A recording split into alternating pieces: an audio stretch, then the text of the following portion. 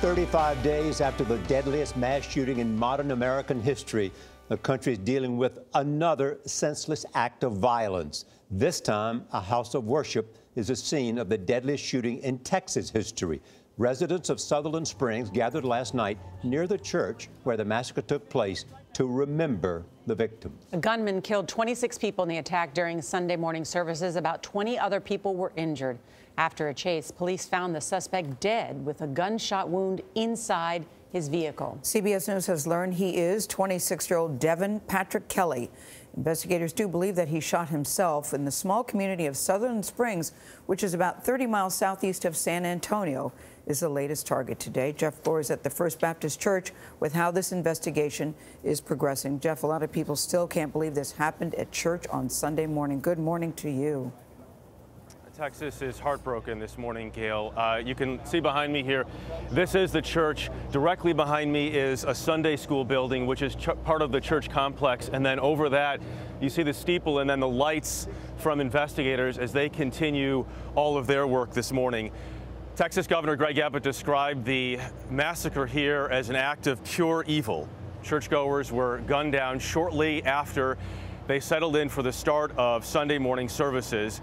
Investigators do not know at this point if the suspect has any connection to terrorism, but yesterday he came to this house of worship dressed in all black, apparently prepared to inflict all this damage.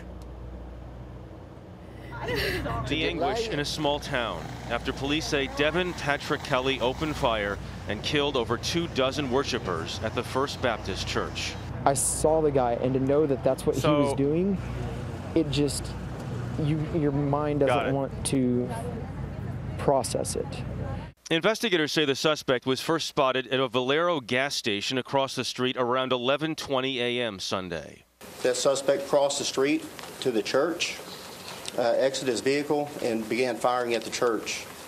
That suspect then moved to the right side of the church and continued to fire. Dressed in all-black tactical gear and a ballistic vest, Kelley went inside and kept firing his AR-15 type rifle. Soon after, he returned outside where a neighbor engaged him in a gun battle. I just pulled up to an intersection and saw gunfire. Johnny Langendorf and that neighbor chased after the gunman as he fled the scene. The gentleman with the rifle came to my truck as the shooter took off, and he briefed me quickly on what had just happened and said that we had to get him, and we just take pursuit. And we, like I said, we hit about 95 trying to catch this guy until he eventually lost control on his own and went off in the ditch. He just hurt so many people, and he just affected so many people's lives. Why wouldn't you want to take him down? When police arrived a few minutes later, they found the suspect dead in the driver's seat.